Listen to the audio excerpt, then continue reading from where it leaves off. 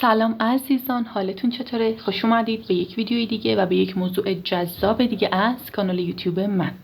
امروز اینجا هستیم با یک موضوع خیلی ویژه دیگه. میخوایم 6 ماه احساسی پیش روی شما رو، بیشتر احساسی ولی خب کلی هم هست، نگاه میکنم با نمک و تاروت براتون بخونیم کیس احساسی و هر کیس احساسی که دارید رو نیت کنید، به علاوه هر کسی که میتونه بیاد و بره، همه رو براتون در میارم. این انرژی خوانی فوق‌العاده پر انرژی با نمک رو به هیچ عنوان از دست ندید که پیام‌هاش لحظه لحظه قرار شما رو شوکه بکنه. خب عزیزای دلم، من براتون 2 تا گزینه تاروت رو آوردم. ترکیب فال نمک و تاروت هستش این انرژی خوانی و به 2 گروه و به 2 دسته قرار براتون انرژی خوانی بکنم. ازتون میخوام که به این کارت ها نگاه بکنید، با هر کدوم که ارتباط بیشتری میگیرید با این دکا همون رو به عنوان گزینه خودتون انتخاب بکنید تا همراه با نمک براتون بخونم، ببینم که چه خبره. چند ثانیه بهتون وقت میدم که انتخاب کنید و بعد بی معطلی میزنم به دل انرژی خوانی. از کدوم گزینه شروع میکنم؟ من از این گزینه شروع میکنم. خب اجازه بدید اول تاروتتون رو بر بزنم و بریزم، ببینم که تاروت داره چطوری قصه رو برای ما مطرح میکنه. ببینیم که تاروت چی میگه. خب میدونید که من کارتا رو همیشه بر میزنم، ولی در طی ویدیوها برای اینکه انرژی شما با من همسو بشه یه دوره دیگه کارتا رو بر میزنم. خب نیت کنید. بسم الله الرحمن الرحیم. خب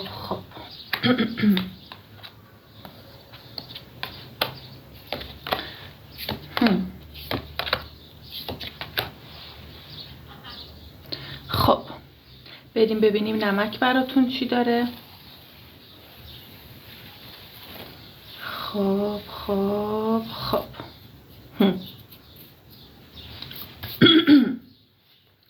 اول با قهوه‌تون میگم قهوه خیلی زود براتون انرژی خوانی قهوه‌رم دوباره اجرا میکنم، خیالتون راحت.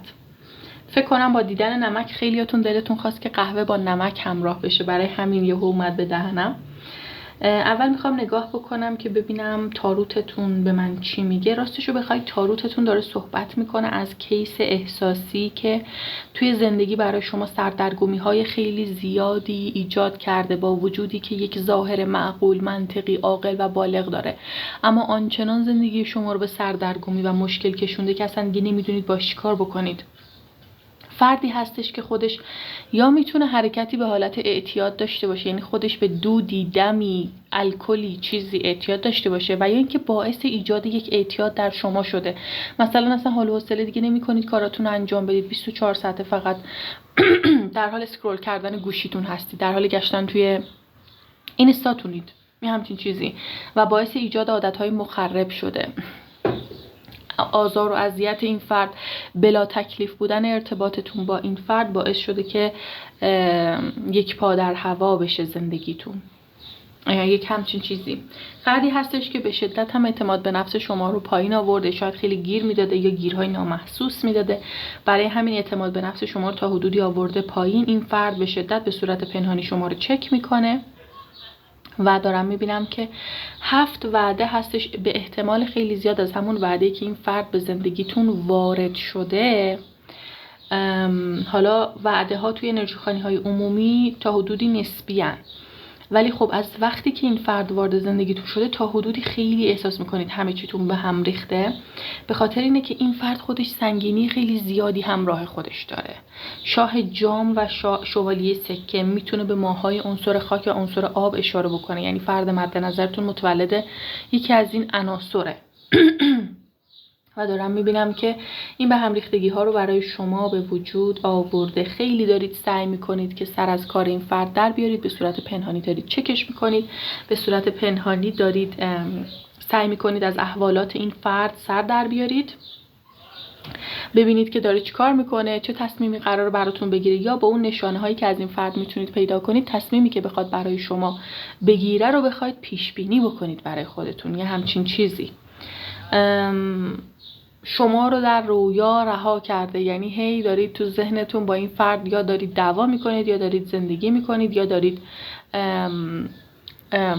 فقط بهش فکر میکنید، هم مثبت هم منفی. و دارم میبینم که سعی میکنید در این حال به روی خودتون نیارید، ظاهرتون رو قوی نشون بدید و کلا سعی میکنید خودتون رو سر پا نگه دارید، اینطوری بگم بهتون. این فرد مد نظر شما که چالش‌های خیلی زیادی در ارتباط برای شما ایجاد کرده و الان در حال مقایسه شما با کس دیگه هست. همیشه انگار شما و یک نفر دیگه تو این ارتباط بوده. چه سایه پارتنر گذشته این آدم، چه سایه یک ایدئالی که توی ذهن این فرد بوده. شما همیشه با این موضوع چالش داشتید و این حس رو نداشتید که یگانه فرد زندگیش هستید، حتی با وجودی که دوره‌های تنها بوده. اما چون اصلا اون حس خاص بودن رو سعی می‌کرد به شما نده و احساسات قلبی خودش رو از شما پنهان می‌کرده، این افکار و این احساسات و این حس‌ها در شما به وجود می‌اومده.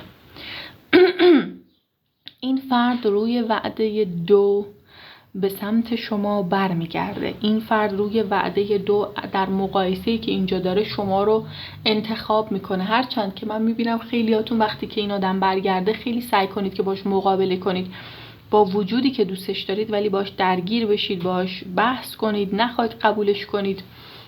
ولی خب دارم میبینم که چون ته دلتون این فرد رو دوست دارید، سعی میکنید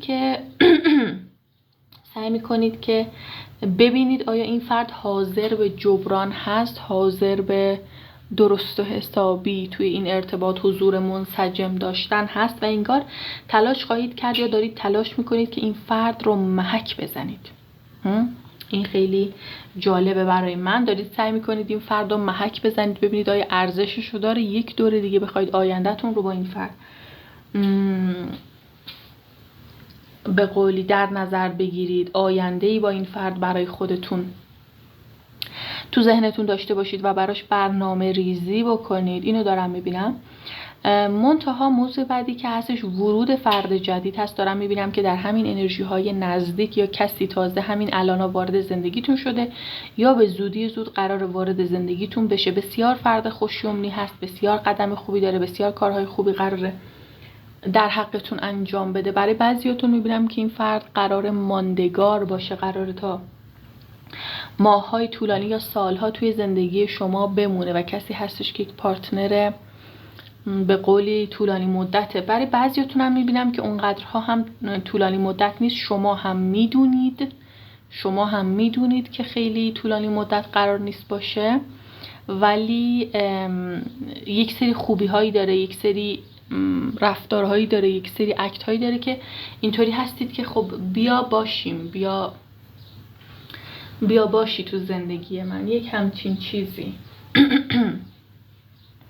یک همچین مسئله‌ای رو دارم من میبینم که موجبات خوشحالیتون رو فراهم کرده یا قراره که روی وعده 2 نزدیک وارد زندگیتون بشه و موجبات خوشحالی شما رو فراهم کنه. خب این از تاروتتون. روی مسائل کاریتون دارم میبینم که روی وعده 2 مورد حمایت آقایی قرار میگیرید که باعث میشه مسائل مالی و کاریتون قشنگ 2 مرحله جلو بیفته. بعضیاتون به خاطر یک گیر مالی یا یک گیر 2 مرحله‌ای مالی نمیتونید کارتون رو جور بکنید یا یک مسیر کاری رو به سرانجام برسونید یا بتونید اون نقطه کلیدیش رو استارت بزنید، اون کلید اصلیش رو فعال بکنید. دارم میبینم که روی وعده 2 قراره که این شرایط براتون مهیا بشه و شما موفق بشید این مسئله مالی یا کاری رو به سرانجام خودش برسونید یا به نتیجه برسونید یا یه استارت قوی بزنید و خیلی قراره براتون خوب باشه. خب یه نگاه میندازم به نمکتون. بچه نمکتون خیلی جالبه، داره از درهای بسته‌ای صحبت میکنه که قراره به روی شما باز بشن. خیلی احساس سردرگمی داری، احساس میکنی که تمام زندگی توی یک لحظه قفل شده و تو بین زمین و آسمون داری زندگی میکنی. پاهاتو روی زمین حس نمیکنی، درها به روی تو بسته شده، ارتباطت با آدم‌ها به هم خورده. داره میگه که زندگیت خیلی به هم ریخته است، ولی داره میگه که قصه نخور، درها باز میشن، راه برای تو باز میشه. اصلا اینجای خودش شبیه قفلیه که کلید بازش کرده. پس داره بهت میگه قصه نخور، این درها به روی تو باز میشن، یا اگر دری به روی تو بسته شده درهای زیاد دیگه ای هستش که قراره به روی تو باز بشه. داره صحبت میکنه از محیط دور و بر شما که خیلی شلوغ پلوغه، ولی در این حال بسیار بسیار ذهن شما رو به هم ریخته. خیلی شلوغ پلوغه ولی بسیار موجبات تنهایی شما رو یا عقب افتادن کارهاتون رو رقم زده. داره میگه که دوست داری که فاصله بگیری، ولی ممکنه که این فاصله گرفتنت یکم خودش دردسرهای دیگه ای داشته باشه، ولی داره میگه که نگران نباش، شرایطی برات فراهم میشه روی وعده 9 نزدیک، مثل 9 روز 9 ساعت، که موفق میشی یک فاصله کوتاهی بگیری یا یک زمان اختصاصی خاصی رو برای خودت مهیا بکنی که این باعث خواهد شد کم کم آرامش به زندگیت برگرده و کارهات هم نظم بگیره. مسیرهای کاری شما تو در تو اما همه باز و موفق افتادن. کلا مسیر کاری یا سرشت کاریتون اینه که توش زحمت خیلی زیادی میکشید ولی عموما هم همیشه نتیجه داده. سنگینی دارید، خودتون قبلا خیلی دنبال کارهای دعایی بودید، خودتون چندین و چندین بار اقدام کردید برای کارهای دعایی و انرژی ها روی شما تلمبار شده. باید پاکسازی بکنید، باید اونها رو از بین ببرید که بتونید دوباره اون گشایش رو به زندگیتون برگردونید. اصلا بعضیاتون رو میبینم که رفتید یه اقدام دعایی کردید، جای اینکه تاثیر مثبتی داشته باشه تاثیر منفی داشته. دارم میبینم که چرخه‌ای به پایان رسیده و چرخه جدیدی شروع میشه. انگار یک مرحله از کار تموم شده، مرحله جدیدی شروع شده. توی محل کارتون ممکنه که ترفیع بگیرید یا جابجا بشید، اما به نیت مثبتی، با هدف، یعنی جابجایی که به هدف ارتقا، به هدف رشد و به هدف حقوق یا مزایای بیشتر باشه. دارم اینها رو میبینم.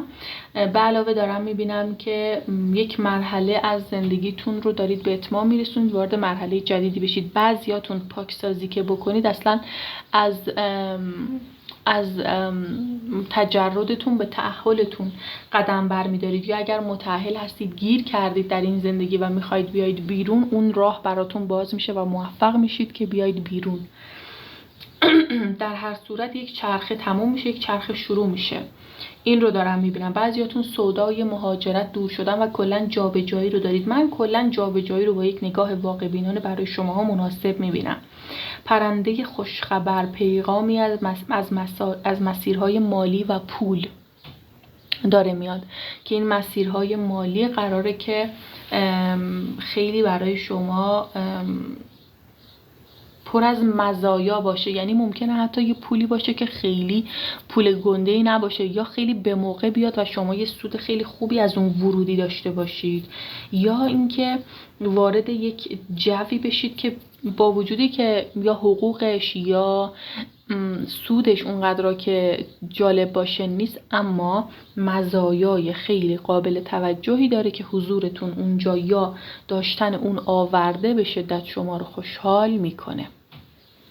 چشم‌ها دارن شما رو نگاه میکنن، به ویژه 2 نفر به شدت دارن شما رو میپان، با دهن باز، با بینی کشیده. یعنی افرادی مرتب دارن سعی میکنن هر تکونی که میخورید رو تبدیل به یه حرفی بکنن. یه فامیلی، یه همسایه، یه دوستی آشنایی بهتون پیله کرده، از تکون خوردنتون حرف در میاره و خیلی زیاد شما رو اذیت میکنه. داره میگه که بی اهمیتی کردن به این فرد نهایت بلاییه که میتونی سرش بیاری. به قدری این فرد خیت میشه، ضایع میشه و به قدری این فرد حالش گرفته میشه وقتی که میبینه شما اصلا خودتون رو در لول اون قرار نمیدید که انگار یه تیری به پیشونیش خورده. برای همین خودتون رو هرس ندید سر رفتارهای این آدم. به علاوه دارم میبینم که کسی از جنس مخالف داره شما رو میپاد. این فرد با وجودی که شما رو دوست داره و بهتون علاقه‌منده، ولی چون خیلی بهتون حسادت میکنه برای همین میبینم که هر از گاهی حرفای خوبی پشت سرتون نمیزنه یا یه حرکتای منفی میزنه. داره میگه که قصه نخور، تو کار خودت رو بکن، تو سر تو کار خودت باشه. این فرد هم راه به جایی نمیبره، حرفاش پوچ میشه، کاری کلا نمیتونه انجام بده، به خاطر اینکه فردی هستش که به شدت اعتبار خودش رو از دست داده، یا فردی هستش که بارها این کار رو تکرار کرده، پس برای همین نمیتونه شما رو اذیت کنه. بچه‌ها چقدر قشنگ اینجا عدد 2 انگلی. کلا مزاحم اگر دارید نترسید، یه صدقه یه چیزی رد کنید ولی اصلا ازش نترسید. مزاحم شما دفع میشه، ولی خب باهاش هم اصلا درگیر نشید. هر نوع مزاحمی دارید، چه از جنس مخالف، چه از جنس موافق، چه کسی که بهتون پیله کرده، چه کسی که کوچولو داره میره رو مختون، کلا از مزاحم ها سعی کنید به آرومی فاصله بگیرید و دور بشید. بچه ها وعده 2 انگلیسی اینجا به قدری زیبا افتاده و من دارم میبینم که شما اولا ببینید نوک پرنده رو، یک پرنده بزرگ، یعنی یا یک رشد مالی خیلی خوب، یا یک سود مالی خیلی خوب، یا پارتنری که به لحاظ مالی خیلی آورده های خوبی به زندگیتون بیاره، روی وعده 2 وارد زندگیتون میشه. تعویض وسیله مثل موبایل یا وسیله جانبی برای ماشین دارم براتون میبینم که حسابی شما رو سر حال میاره. روی وعده 2 قراره که یه سورپرایزی دریافت بکنید، یک هدیه دریافت بکنید که اصلا باورتون نمیشه، خیلی قراره که به جونتون بچسبه. به علاوه دارم میبینم که 2 تا پیشنهاد بزرگ احساسی روی وعده 2 قراره که دریافت بکنید. 2 تا پیشنهاد احساسی خیلی جالب، حتی شاید چون این افراد براتون تا حدودی جالب باشن، تا 2 وعده خودتون هر دوتای این کیس ها رو توی زندگیتون نگه دارید. یکیش خیلی پارتنر خوبی باشه، یکی خیلی دست و دل باز باشه. یه جوری شروع کنید توجه رو از 2 منبع یا از چند منبع دریافت بکنید و این خیلی اعتماد به نفستون رو ببره بالا، حس و حالتون رو ببره بالا و دارم میبینم که کلا خیلی همه چی رو به راه میشه. بچه‌ها خرگوش افتاده، خرگوش زاد و ولده. اگر میخواید باردار بشید، اگر منتظر بارداری کسی هستید، اخبارش به زودی زود به گوش شما میرسه. روی وعده 1 اخبار بارداری این فرد به گوش شما میرسه یا خودتون باردار میشید. دارم میبینم که سختی خیلی زیادی کشیدید، یک کاری رو یا یک موضوعی رو یا یک چیزی رو تا اینجا به 1001 زحمت با خودتون کشیدید آوردید اینجا.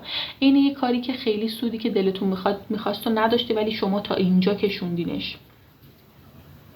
این مسیر مالی یا محیطی که کارفرما خیلی اذیتتون میکرده، خیلی بد قلقه میکرده، ولی شما تا اینجا تحمل کردید که اونجا بتونید یک مسئله رو بتونید داشته باشید، مثلا یک آموزش رو ببینید، یک سابقه رو برای خودتون جمع کنید. کلا یه دوره خیلی سختی کشیدید. بعضیاتون تو زندگی عاطفیتون این سختی رو کشیدید، یک ارتباط رو به 1000 زحمت جور کردید یا خودتون رو از مسائل چالش‌های عاطفی به زور خلاص کردید. کلا یک مسیری رو با سختی خیلی زیاد، چه در کار چه در عشق، تا اینجا طی کردید و داره میگه که این نتیجهش برای شما فوق‌العاده قرار مثبت باشه. چیزی که دیر ثمره بده ولی ثمره نیکو بده. در مسائل احساسی چشم پارتنر عاطفیتون به سمت شماست، داره از دور شما رو میپاد. بین شما کوه‌ها و فاصله ها هست، بین شما دوری هست، بین شما ناراحتی هست، بین شما حرف هست، ولی داره میگه که این فرد نگاهش به سمت توئه. به نظر من منتظر اشاره‌ای از جانب توئه که دوباره به سمتت برگرده. این فرد روی وعده 8 قراره که به سمت شما برگرده. اگر ماجراتون خیلی مشکل دار باشه، من این رو براتون برج 8 یا ماه آبان میبینم، ولی اگر اینطور نیست، من یعنی در اون حد هم پیچیده و سنگین نیست، من وعدم رو 8 روز تا نهایتا 8 هفته میبینم که این مشکلات و چالش ها بین شماها درست میشه. هرچند که میبینم شما با وجودی که کیس فعلی خودتون که باهاش پر از چالش هستید میاد سمتتون، اما خودتون کس دیگه رو انتخاب میکنید. کسی که مردی که یا زنی که داره وارد زندگیتون میشه، به شدت این فرد ثبات شخصیت داره و این ثبات شخصیتش چیزی هستش که اصلا زندگی شما رو دگرگون میکنه. با آرامش این که یک کسی با ثبات شخصیتی کنارتون هست، به کاراتون میرسید، به زندگیتون میرسید، به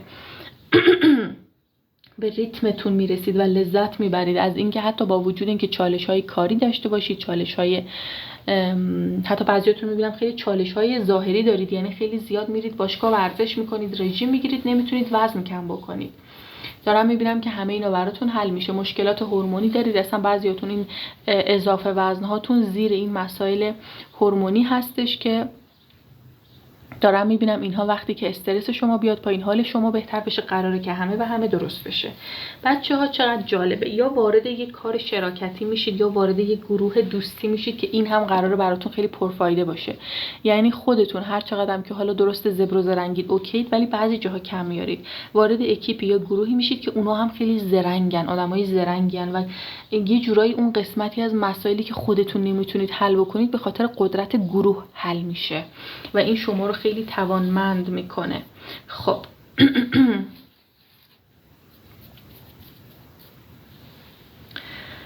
دوباره این ستایی برای من تکرار شد، هرچند برای من پنجه ببر هم تکرار شد. پنجه ببر دشمن خردمنده و داره به توصیه میکنه که خودت رو خیلی توی بحث ها و توی حرفا باش درگیر نکنی. داره میگه که این آدم داره بهت اتک میزنه، حمله میکنه که تو رو دهنتو باز کنه، تو رو بندازه تو دردسر. برای همین ولش کن، سعی کن که حریم خودتو حفظ بکنی. این فرد خیلی عاقله، برخلاف ظاهرش که جیغ جیغو و احمق و نادون به نظر میاد، اما بسیار خوک صفته. یعنی هر فردی که باش بخواد گلاویز شه اونقدر پاپیچش میشه که در نهایت وجه اون رو مثلا بخواد خراب کنه.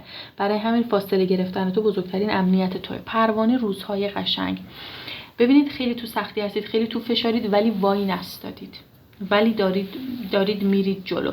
این قراره نتیجه داشته باشه، این قراره که فایده داشته باشه، پس قصه نخورید. همه چالش‌های کاری، مالی و احساسی شما تا 6 ماه آینده دارم میبینم که به شکل خیلی خوبی کیفیتش میره بالا. کیفیت کارتون، کیفیت درآمدتون، کیفیت پارتنر احساسیتون یا کیفیت رابطه احساسیتون به شدت قراره بره بالا. اگر دنبال ازدواجید، میخواید دیگه این ازدواج رقم بخوره، بهتره که پاکسازی بکنید با اون انرژی‌های منفی که دور خودتون جمع کردید. خودتون تا حدودی راه خودتون رو بستید عزیزان من. آره، ولی خب ببینید یک دورنای خیلی بزرگ براتون افتاد. دورنا نشون دهنده برکت، اخبار خوب، آشیانه مستحکم و کلاً ثبات کاری و شخصیتی و احساسی و ثبات و تعهد و چیزهای خوبه، چه در کار چه در عشق. آره، خودتونم فرد وفاداری هستید، خودتونم فرد با جنبه‌ای هستید و طبیعتاً گیر همینجور آدما هم میافتید و با آدمایی که اونا هم ثبات دارن، اونا هم تعهد دارن، اونا هم میتونن روی شما حساب بکنن، باعث خواهد شد که زندگیتون بسیار بسیار به سمت ثبات در حرکت باشه و 6 ماه تا 6 ماه دیگه به شدت قراره که یا اصلا شاید بعد از وعده 6 نزدیک، میتونه 6 هفته باشه، میتونه ششم نزدیکترین تاریخی که تو 6 داره باشه که بعد اون همه چی بیفته روی قلتک و حسابی حال و احوالتون خوب بشه. خب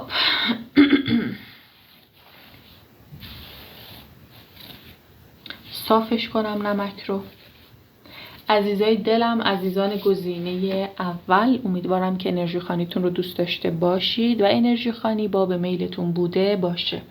اگر دوست دارید من از ابزارهای بیشتری مثل قهوه، نمک، حنا و کلا هر ابزار دیگه استفاده بکنم و محوریت کانال فقط روی تاروت نباشه، فقط کافیه که ازم بخواید. من به پاسخهای شما و به اون پاسخی که شما به کانال میدید همیشه نگاه میکنم. پس اگر ببینم استقبال میکنید، همیشه بیشتر و بیشتر این ابزارها رو براتون میارم.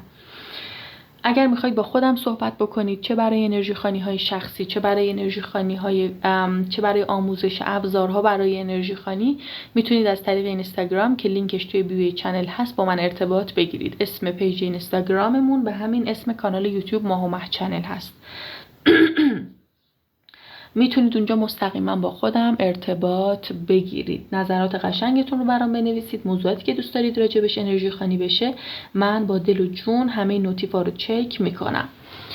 نیت کنید برای گزینه دوم، نیت کنید بریم ببینیم گزینه دوم چه خبره، گزینه دوم چه اخباری پیامی برامون داره. نیت کنید تا من گزینه ها رو جمع کنم و برگردم. خب برسیم به شما عزیزان گزینه دوم. نیت کنید عزیزای دلم، نیت کنید. به صدای بر زدن کارتا گوش بدید.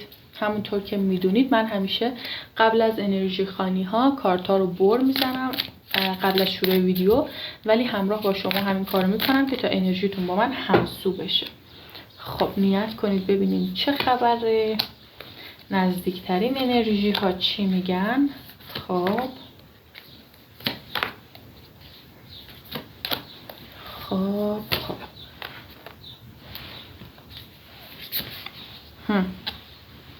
چه کارتای جالبی. خب عزیزان، گزینه دوممون، من نمکتون رو باز کنم.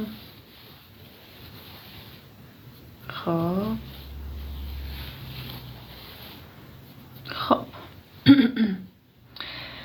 از تاروتتون شروع کنم. دارم میبینم که در اختلاف و بحث و درگیری با کسی یا کسانی هستید. آیا شد من یه بار ویدیو بگیرم و با این دوربین چالشی نداشته باشم؟ معلومه که نمیشه. خب برگردیم به انرژی خانیمون. همونطور که گفتم دارم میبینم که باعث درگیر اختلافاتی شدی. این اختلافات دارم میبینم که باعث دوری، باعث گرفتاری بین شما دو نفر شده بوده یا بین شما و این فرد شده بوده. دارم میبینم که رفع اختلاف دارید، حل شدن مسائل و مشکلات دارید، یک بار دیگه با هم دیگه آشتی کردن و دوست شدن دارید. بازگشت کیس عاطفی رو دارید، بازگشت کسی که رفته بوده، چه کیس احساسی باشه، چه دوستی باشه که باتون قهر کرده، چه اختلاف فامیلی باشه، هر کسی که هست، این دوری که اتفاق افتاده بود در نتیجه اختلاف و گرفتاری و بدبختی دارم میبینم که براتون درست شه و حل بشه، که این خیلی چیز خوبیه. دارم میبینم که خیلی زیاد دارید تو رویا سیر میکنید، ذهنتون به هم ریخته هستش. باید ذهنتون رو جمع و جور کنید و خیلی عملگراتر بشید، خیلی بیشتر سعی و تلاش بکنید. وعده وعیدهایی بهتون داده میشه، داره میگه که این وعده ها به سختی قرار محقق بشه. نمیگم که از فرصت هات استفاده نکن، حواست باشه که از فرصت هات استفاده بکنی، ولی عموما سعی کن دستت به چشمت به دست خودت باشه. جا به جا گفتم، آره، سعی کن که چشمت به دست خودت باشه، سعی کن که خودت تلاش کنی بری جلو. با وجود اینکه خوبه، میبینم که فرصت هایی هم سر راهت قرار میگیره و از اونها بهره هم میبری، اما گهگداری کلا تسلیم این میشی که ببینی نتیجه این وعده وعیدها چی میشه. داره میگه که این چیزی هستش که تو رو تو سختی و مشکل میندازه و گهگداری کار تو رو چند وعده عقب میندازه. کار شراکتی دارید میکنید یا اگر درگیر یک رابطه مثلثی هستید، یک نفر از این گروه قراره که حذف بشه. یعنی چه یک ارتباط عاطفی دارید که توش یک فرد اضافی هست، رقیبی چیزی هست، یا خودتون اگر با دو نفر ارتباط دارید، یکی قراره حذف شه. اینی که حذف میشه شما نیستید. و در محیط کار هم همینطور. اگر در یک جو کاری هستید، در یک گروه کاری هستید، دارم میبینم که احتمال حذف یکی از شرکا وجود داره که ادامه کار بخواد سبکتر تداوم پیدا بکنه. این هم خیلی موضوع جالبیه. بعضیاتون خیلی دوست دارید از محیط کارتون بزنید بیرون، از محل کارتون فاصله بگیرید. بعضیاتون اصلا میخواید محیط کارتون رو عوض بکنید. بچه‌ها جابجایی، بیرون اومدن از محیط کار، همه اینها باید خیلی سنجیده و عاقلانه براتون لحاظ شه، وگرنه میتونه موجبات مشکلات و چالش‌هایی رو براتون فراهم بکنه که تاروت داره من باب این قضیه بهتون هشدار میده. تا 3 وعده نزدیک رو در سختی و فشار هستید، مسائلتون به هم ریخته، کلا کاراتون خیلی کند و سنگین داره میره جلو. یک ملاقات خیلی عادی با 2-3 بار عقب افتادن داره میره جلو، یا یک ورودی مالی با 2-3 بار عقب افتادنه که در نهایت میاد میرسه به دستتون. انرژی های الان یک کوچولو سنگینه و یک کوچولو پر از عقب افتادن، تأخیر و اینجور چیزها هستش، ولی انرژی خانی داره راجع به این صحبت میکنه که بعد از 3 وعده این مسئله حل میشه و دوباره کارها روی غلطک میفته که انگار از یه دوره پرفشاری همین الان تو این وعده های نزدیک قراره که بیرون بیایید. فال نمک داره نشون میده که شما تقریبا 3 وعده هستش که خیلی بدو میکردید که یک اخبار بزرگی رو بتونید دریافت بکنید، بتونید اون اخبار رو داشته باشید و انرژی خانی داره بهتون میگه که تا 2 وعده دیگه هم طول میکشه، ولی در نهایت این خبر هست. شما همین الان در یک برهه خیلی به هم ریخته هستید، در تأخیر و ناراحتی و نگرانی و استرس و سردرگمی و اینها هست، ولی خب نمک داره به من میگه که همه اینها انگار بابت یک زحمتی بوده، بابت یک تلاشی بوده. بچه ها ملاقات دارید، هماغوشی دارید، نتیجه زحماتتون رو میبینید، با یک فرد قدیمی دیدار دارید، هماغوشی دارید، با همدیگه ملاقات‌های خصوصی دارید. داره راجع به این برامون صحبت میکنه. به علاوه دارم میبینم که یک نفر با چشم‌های خیلی تیز و اخمو، خیلی طلبکارانه داره بهتون نگاه میکنه. اگر کسی هستش که انگار نمیتونید خیلی ازش دور بشید، انگار به نفعتونه که یک راههایی برای سرگرم کردن خودتون به عنوان بهانه‌ای برای دور شدن از این آدم پیدا بکنین. ولی بعضیای دیگه‌تون هم اینطوری هستید که کلا فاصله گرفتید از این افراد یا اون فردی که احساس میکنید خیلی سمی بوده یا خیلی حسادت میکرد، یا کسی که اصلا چشمش به زندگی شما نمیافتاده. به محض اینکه چیزی با این فرد در میون میذاشتید بلافاصله خراب میشده، به محض اینکه چیزی بهش میگفتید بلافاصله همه چیز به هم میریخته، به خاطر اینکه نظر این فرد روی شما نمیافتاده. بچه‌ها گل نیلوفر برام افتاده. گل نیلوفر گلی هستش که توی بدترین شرایط هم موفق میشه که دوام خودش رو اعمال کنه تا اینکه بتونه به محیط بهتری برسه. قایق، جابجایی، دوری براتون افتاده، فاصله گرفتن براتون افتاده. جابجایی ها کلا براتون مثبت، منتها به شرطی که جابجایی باشه که یه جورایی بدونید دارید چیکار میکنید. چون در عین حال دارم میبینم که بعضیاتون از فشاری که روتون بوده فقط دنبال جابجایی هستید. بچه‌ها خانواده افتاده، دور خانواده بودن، یا به اعضای خانواده‌تون توجه بکنید، به اعضای خانواده‌تون رسیدگی بکنید، کاری که از دستتون برمیاد رو انجام بدید. و دارم میبینم که خانواده کنار همدیگه جمع میشه، به احتمال خیلی زیاد برای اشتراک خبری به صورت گروهی. بعضیا تقسیم ارث، تقسیم مال، تقسیم یک چیزی دارن که یا تقسیم یک مبلغ مالی که بخوان با اون به یک شروعی برسن یا به یک نوایی در زندگی برسن.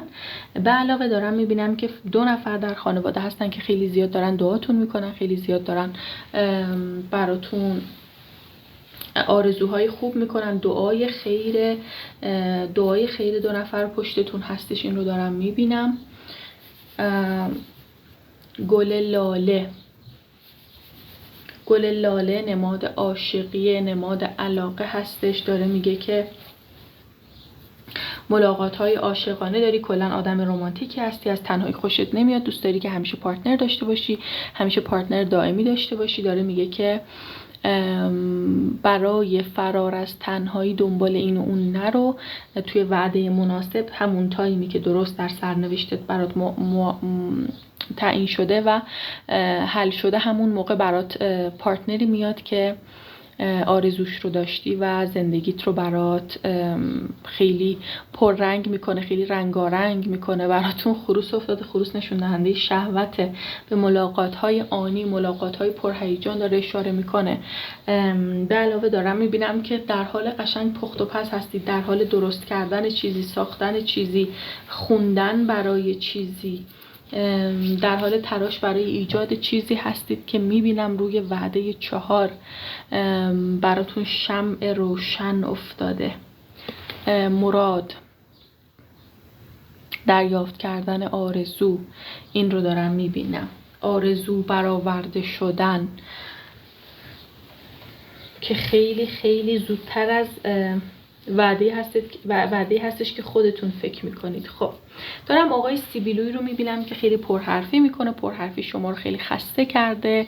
داره میگه که این فرد انگار کلا یک کسی هستش که خیلی یک کوچولو رفتارش رو توی جمع بلد نیست و گهگداری باعث عصبانی شدنتون میشه، ولی اشکالی نداره. خیلی اعصابتون رو سر چیزایی که نمیتونید عوض کنید خورد نکنید. ذاتاً هر کسی یه ایرادی داره، ولی خب احساس میکنم برای بعضیاتون این فردی هستش که به زور انگار میخواد وارد روابطتون بشه، وارد چارچوبتون بشه. داره میگه که اگر یک همچین فردی دارید میبینید، بهتره که خیلی باهاش احساس صمیمیت نکنید یا خیلی به فکر ایجاد یک رابطه موقت هم که شده باهاش نباشید، چون کسی هستش که ممکنه که حذف نشه و حالا باشه.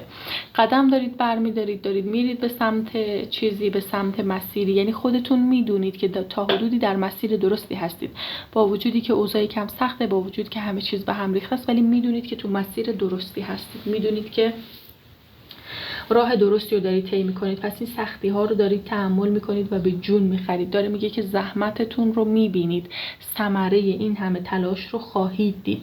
درسته که توی بعضی از تصمیماتتون تغییراتی به وجود اومده، مثلا اگر میخواستید یک مسیر کاری رو برید جلو، یک سری تغییراتی در داخل اون به وجود اومده. این تغییرات یکم ممکنه که راه شما رو کج کنه، به تعویق بندازه، اما در نهایت ثمره میده. یا اینکه یک سری چیزها رو تا حدودی یکم عوض کردید، یک تصمیمی رو تغییری درش ایجاد کردید، کلیت یک چیز رو عوض نکردید ولی جزئیاتش رو عوض کردید.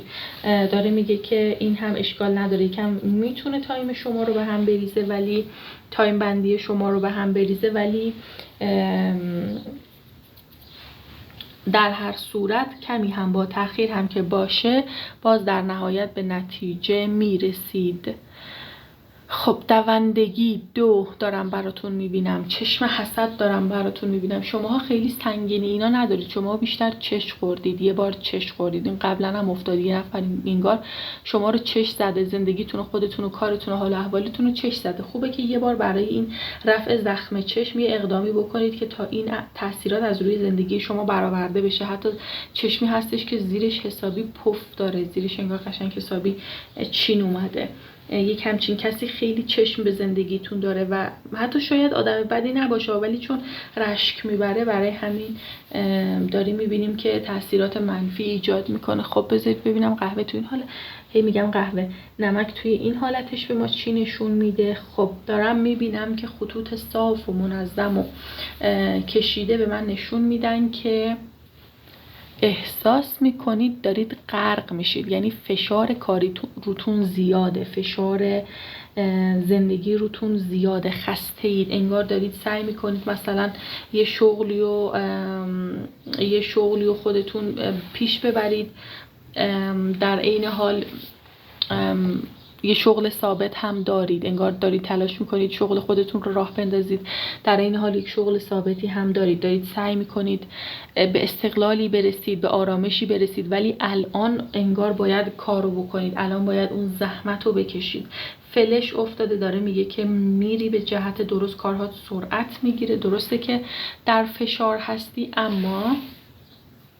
اما انگار بعد از یک برهه‌ای میرسی به این آرامش و ثبات. یعنی الان شاید حتی بعضیاتون 2 تا 3 تا شغل دارین، بعضیاتون حتی 2 تا 3 تا شغل دارین، در تلاش برای اینکه بخواید به اون ثبات برسید، به آرامش برسید، به جایی برسید که کارتون خیلی سبکتر بشه، یا بتونید مثلا از نیروها استفاده بکنید. مثلا مغازه‌ای که فعلا نمیتونید ولش بکنید، باید 24 ساعت بالا سرش باشید تا اینکه در نهایت بتونید یه نیروی اونجا اضافه بکنید که یکم کارهای خودتون سبک شه و این حرفا. اینا رو دارم میبینم که براتون حتما به زودی زود محقق میشه، دست و بالتون خیلی باز میشه و شروع میکنید به تشکیل تیم توی کارتون، از تیم ها کمک میگیرید. خب بالهای قشنگ فرشته رو در 2 طرف انرژی خانی دارم براتون میبینم که به حمایت های الهی داره اشاره میکنه، به حمایت های رسیده از جانب خداوند داره اشاره میکنه که کارتون رو راه میندازه، قفلاتون باز میشه، بستگی ها باز میشن. فکر و خیال ازدواج بعضیاتون ندارید به خاطر اینکه فکر نمیکنید بتونید اون کیس ایدال رو پیدا بکنید، اما داره میگه تو همون لحظه هایی که واقعا فکر نمیکنی دیگه اون کسی که میخوای پیدا کنی، اتفاقا یه کیسی پیدا میکنی که حسابی انگار باهاش مچی و انگار اصلا برای تو ساخته شده. وعده های شما رو من از 6 ماه زودتر میبینم، مثلا خیلی زود، وعده هاتون خیلی نزدیکه، خیلی سریعه. دارم میبینم که روی 1 تا 3 وعده تمام مسائلتون حل میشه، رو غلطک میفته. چرا؟ چون خیلی زور زدید تا به اینجا برسید، خیلی زور زدید تا به این نقطه‌ای که الان هستید برسید. برای همین به نظر من تا 1 تا 3 هفته یا 1 تا 3 ماه نهایتاً اوضاع براتون خیلی جور میشه، یعنی وعده های این انرژی خانی براتون وعده های خیلی نزدیکیه که این خیلی چیز خوبیه. خب برای شما عزیزان گزینه دوم، امیدوارم که انرژی خانیتون رو دوست داشته باشید و این انرژی خانی باب میلتون بوده باشه. عزیزای دلم نظرات قشنگتون رو برام کامنت کنید، موضوعاتی که دوست دارید راجبش انرژی خانی بشه رو برام بنویسین. من تک تک نوتیفا رو چک میکنم، ازتون میخوام که ویدیوها رو لایک کنید، شیر کنید و به ویدیوها توجه نشون بدید. اگر کانال رو سابسکرایب نمی کنید حتما سابسکرایب بکنید. اگر دوست دارید با خودم صحبت بکنید، چه برای آموزش ابزارها چه برای انرژی خوانی‌های شخصی، ازتون میخوام که از طریق پیج اینستاگرامم که لینکش توی بیوی چنل هست با من ارتباط بگیرید. هر از گاهی میبینم که توی کامنت ها مینویسید، من توی کامنت ها نمیتونم راههای ارتباطی رو خیلی تکرار کنم براتون، ولی لینک پیج اینستاگرامم توی بیوی این چنل هست و میتونید از اونجا مستقیما با هم لینک بشید و با هم مستقیما صحبت بکنید. کلی دوستتون دارم. خیلی زود با یه موضوع دیگه و با یک انرژی خوانی دیگه برمیگردم. فعلا تا اون موقع خدا نگهدار.